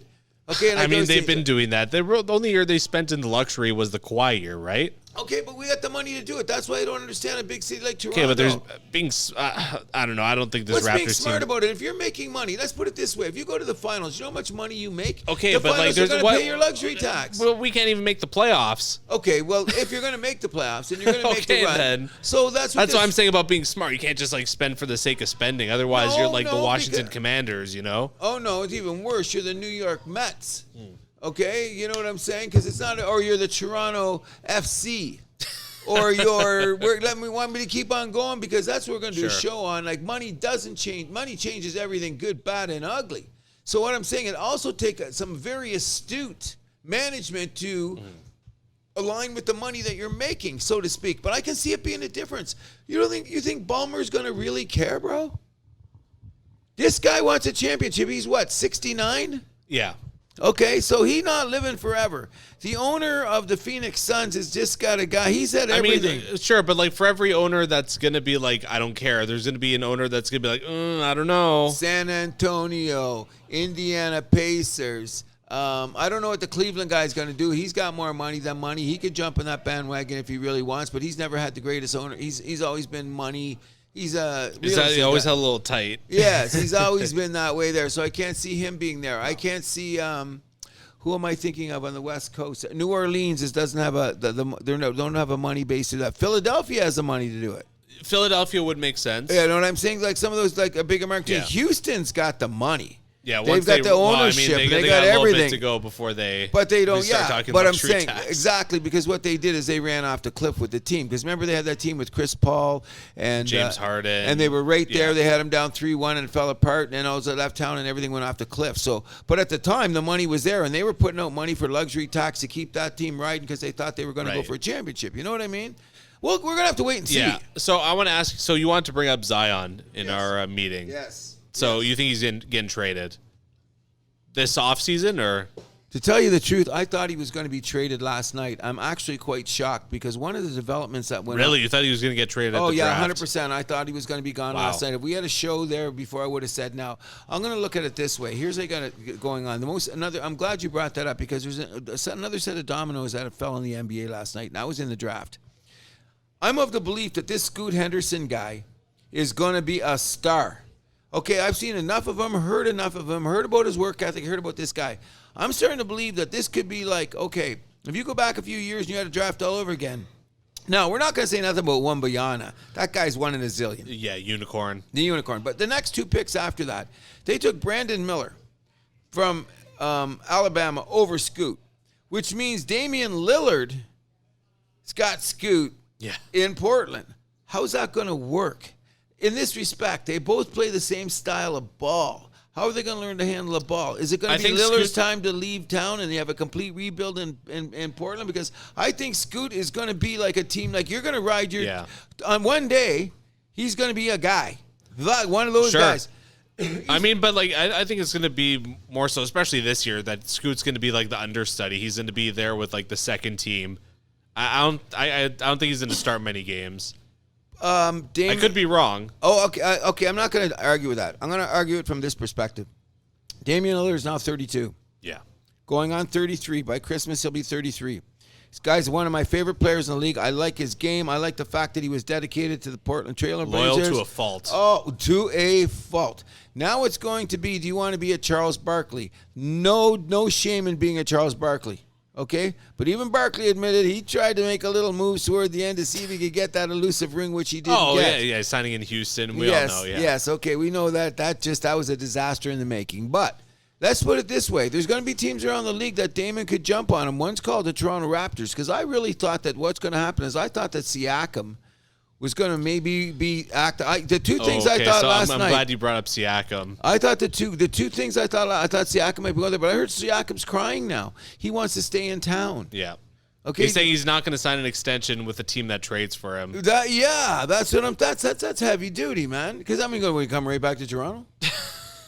You know what I mean? I don't know what to think of. Like, I mean, my mind immediately goes to this is a bitch move by Siakam. And what did I say the reason to get rid of him in the first place is? Well, he's a bitch. Well, there you go. So listen, now they're saying Portland's deal that maybe went off the table because the thing is, I heard Masai was sneaking that dropped down. For the number 3 pick. Yeah, and if that could, because they were thinking Portland had no interest in OG or Siakam to make that deal work, though, from what I heard. Really, I heard they wanted more though. The thing is, they wanted, and Obi was in on it, but then I heard that they kept trying to go. They wanted to put Siakam at the front of the trade. Portland wanted to put an Obi at the front of the trade. Now, I'm on record as saying this, and I'm going to take this to the bank. As soon as you get rid of a guy like an Obi, you want a guy. Yeah, you're looking for another He's guy. just that guy. He does all that stuff. Like I said, my favorite expression of tonight is, you don't always see it in the box score. Maybe that should be the name of the show, even. All the things that we talk about that are not in the box score, that affect the game. And that is one of them. But I was hoping that we would. But the Zion situation is this. The guy's played 100 and what games in 4 years? Was it like 140, something like that? Out of a possible 300, I don't know. A possible like 320 or whatever. Whatever it is, okay, 350. When all the sports shows have been ducking us like crazy, we're not. Let's go right to the dirt. He likes the hose. Right to the hose, okay? And when the hose are there in a team like the New Orleans Pelicans, whose owner is, I don't even know, I think he's a church-going guy, come to think about it. But, I mean, they're that old school, top of the line. He's not like a Mark Cuban or one of those kind of guys. He's more like an old, like, play basketball is the way it's supposed to be played.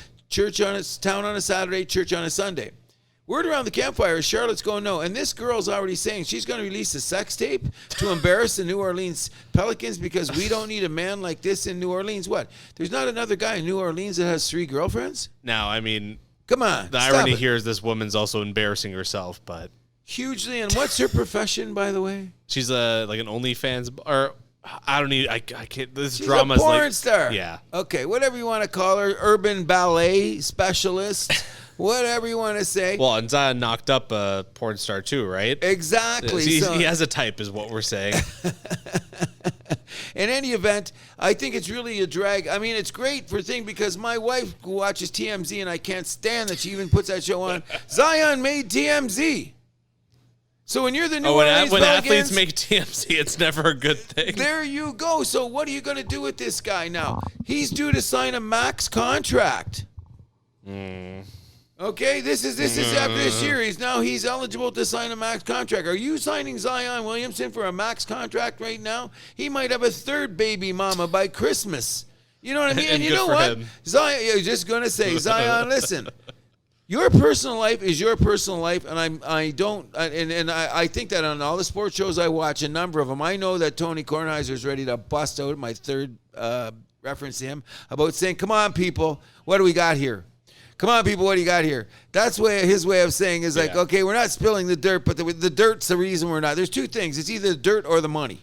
Yeah. You always chase the dirt or the money. You're going to find the story here. So my opinion about Zion, he's out of New Orleans the first day. And that's crazy, too, because New Orleans, they were first place in the West when he was healthy early in the season. Yes, he was, and they still got a solid team. So if they do decide to trade him, they're going to get something for him. Now it's after the deadline. Are they going to be good enough to compete, though?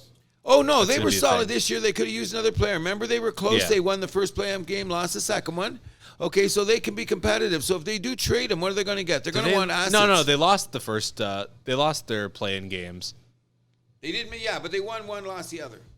No. Because or they lose right off. Yeah, because it was a great game. I remember whoever they played because they would have had Hold to on, play Miami. who's the 7 seed in who played? Miami lost the first game. No. So they lost their the first game to OKC. Then they lost that play-in game because the other one was LA versus Minnesota. LA won that, and then Minnesota beat OKC.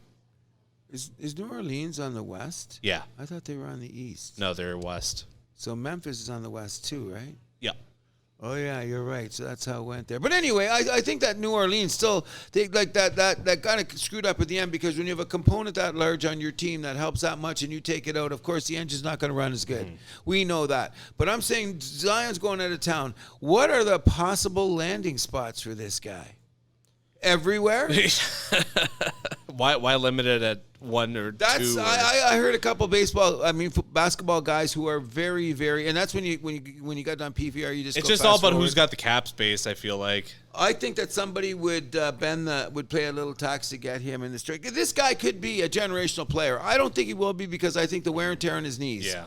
I'm really believing that's already shown it's going to be this far. But then can he again, stay in shape too? Well, that's one of the other reasons that the New Orleans is not impressed with this guy, because sometimes not just the baby mamas, but his off-field work ethic.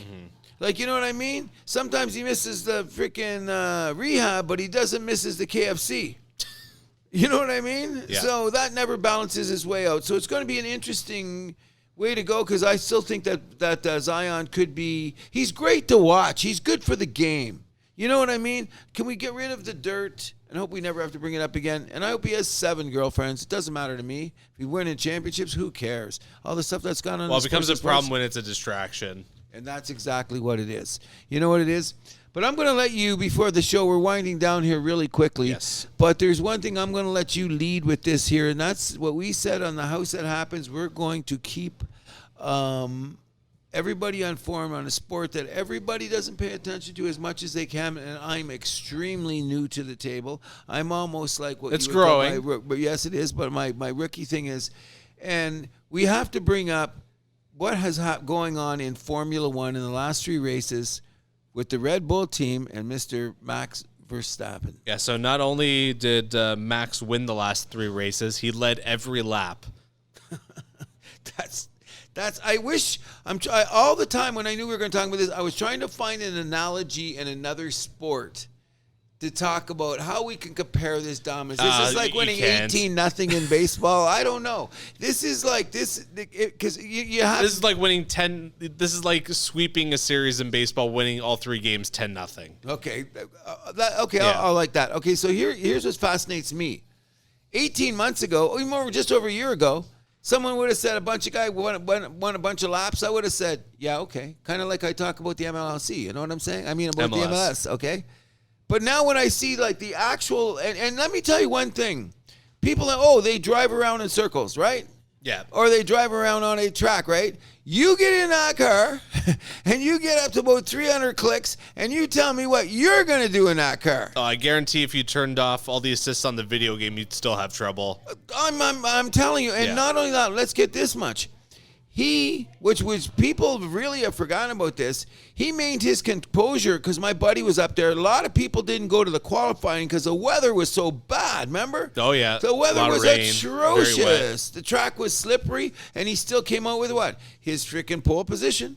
Mm-hmm. Is this a potential to be one of the greatest seasons in the history of Formula One for a driver? I mean, it's definitely shaping up to be one of the most dominant seasons of all time. Of all time, is that because I know you're our authority on that? I would like to look. But I mean, like Hamilton's had some seasons like that. Vettel, I want to say, had 2 like really dominant seasons when he was with Red Bull. I mean, 2004 Ferrari still is, I think, the crown jewel. Where do you know have I told you the story about where like they were testing the car? They were like, this is so ridiculously fast. They're like, they thought they did something wrong, so they took the whole thing apart, put it back together, and like, oh no, the cars is just that good. Oh well, no, I heard that. And that was the last year of the V10s, which was the greatest F1 era, best sounding cars. Could go on forever. Okay, someone else told me about that too, and it was really funny because I forgot to tell you this. As I was watching the race after coming off the golf course, and I was with a young lady who, my God, she was talking about it, and here's the humor in it. I was talking to her back about what I knew and asking questions and blah, blah, blah. And my oldest son was beside me, and my oldest son looked at me and said, Hold it, Dad. Wait a second. How you just said the guy's name and you just said the track. What the hell do you know? He says, how do you know about this stuff? I said, son, it's very interesting if you're going about it. But here's the catches, okay? My buddy, and I thought this was hilarious. Is this the serious F1 fans know this, okay? So I'm telling my buddy at work who went to the track. He went to the Grand Prix of Montreal. Yeah. He's gone the last 8 years. He won't drag me 1 year. I said, we'll talk about it. So anyways, I said, it was interesting because I'm telling you the story about this girl. And he goes, oh, and she likes so-and-so. And she said, oh, she doesn't like Max Verstappen because he's this and that. And I said, I really like Alonso. I said, for some reason I like Alonso. And I said, she doesn't even like Alonso. Oh, and boy. And then he said, oh, she must be a Lewis Hamilton fan. And I said, she absolutely loves the guy. And he goes, that makes sense to me because I don't know all the history like you guys would know. But he just said out of the top of his thing, he goes, this chick sounds like a Lewis Hamilton fan. I go, oh my God, she bows at his altar. I said, how do you know? And he goes, if you know the history of the game, she's talking shit about this guy, and this guy, then this is her boy. Oh, yeah. You know what I mean? You know what I'm saying? But in any event, now that I want to bring up Lewis Hamilton because he's found his way back to the podium. Oh, yeah. The last couple of races. He's having a pretty good season. He's coming back slowly. I mean, the discrepancy between the Red Bull and the Mercedes, I wonder if he'll have the opportunity to win a race this year. I'm going to lean towards no. I'm going to lean towards no, too. Yeah. But the fact that he's still a crafty driver. Yeah. That he slipped on one of the races, I didn't even think he was going to. And he started, what, 6th? Yeah. You know what I mean? He still made the podium, you know what I mean? He's got his composure. Oh, yeah, which I think is amazing. And I really think it's good that we're sitting here talking about an absolutely amazing sporting accomplishment that is as great as the Big Four we watch all the time or a UFC or anything. Mm-hmm. A man leading every lap in a Formula One race for 3 races in a row. My God. Amazing. But in any event, I heard you got a couple things you'd like to say. Yeah, a couple more things before we get to what you're alluding to. But Inter Miami, Messi's new squad, signed a couple more players. Angel Di Maria, Messi's fellow Argentine, another winger, another star. And then they're signing Sergio Busquets, who was Messi's former teammate in FC Barcelona. So what? He's got drinking buddies. He's got until they're on the field. These are good players, though. Listen, you know what I'm really skeptical of? What? We're gonna take a little section out of the next show and just to discuss Toronto FC and the incompetence that is. Have they won a game yet? No, they won a game since we talked, right? I think they've won like 2 or 3, but they lost their game this week. It won't be anymore. But at the start of the season, they were the highest salaried team in the MLS, the number 1 most paid teams. Doesn't that mean in most sports you at least compete? Yeah. Compete. You're competing. I'm not saying somehow, though, Toronto FC is still in playoff contention. I guess just because the Eastern Conference and the MLS is just so pathetic. And it's becoming, But the way it's going, they're going to, even if they do make it, because there is the play-in MLS for the 8th and final seed for the playoffs. They're probably going to get their asses kicked. That spot. That's what the league did. I was going to say they're going to. That's a FIFA rule. Okay, because you're so good and we screwed up, we'll get one more chance.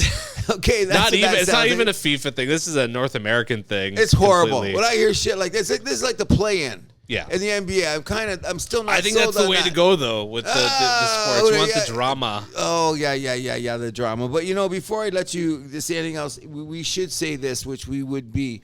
We are Shoey's Bar and Grill, the only place to be in suburban Etobicoke, voted 4 times. Best dive bar in the GTA. Some people say the best in Ontario. You may have heard me say that before.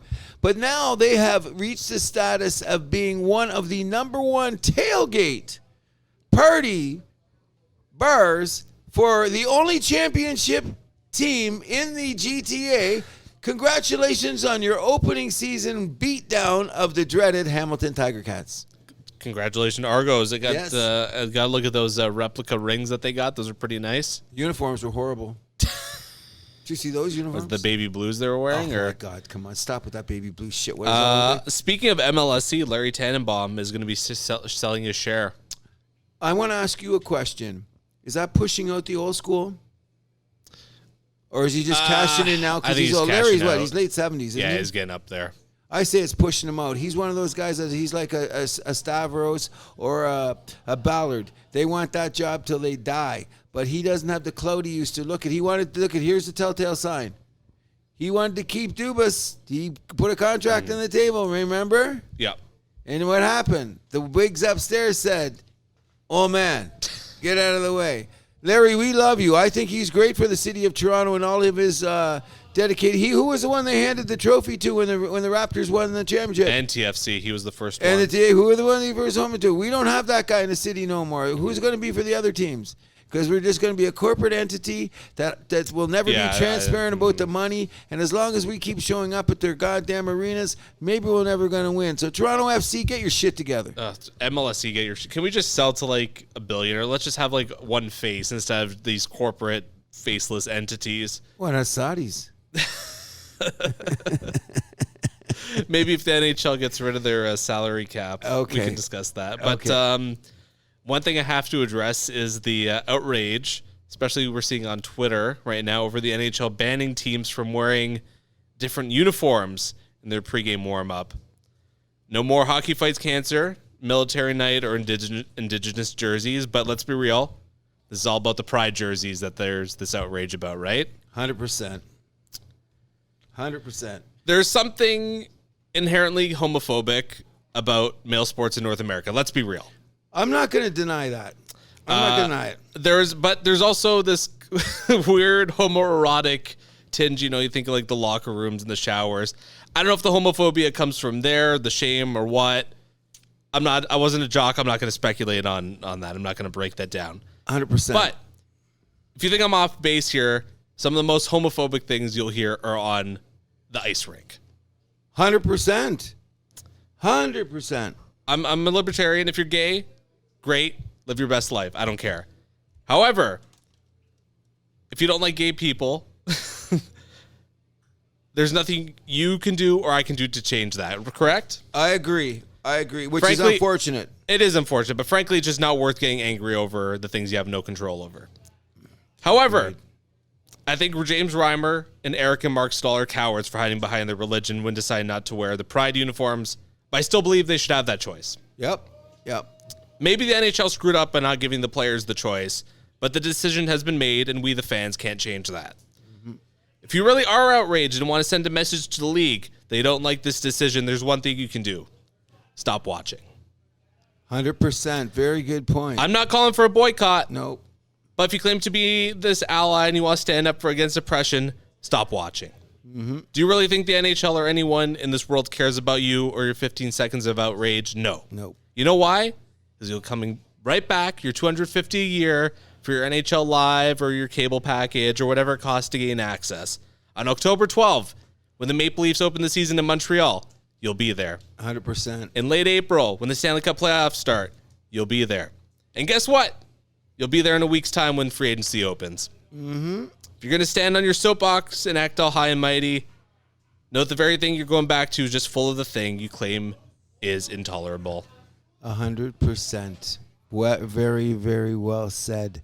So as that's been said, I just want to say the House That Happens hopes that everybody here that's in town from all corners of the world to celebrate Pride this weekend, be safe, be fun, but everybody have respect for everybody else. Absolutely. That was a great little soliloquy. I'm going to be telling my friends to tune into that. That was great. That's just the way it is, and nobody wants to admit it. No. But here at the House That Happens, we're going to agree with it. I think that there's going to be some financial repercussions for some little groups that are going to be affected by this, which is unfortunate. Mm-hmm. However, the teams are still going to have their Pride nights, so there just won't be the jerseys that they're going to be wearing. They still might auction them off. I imagine they probably still will.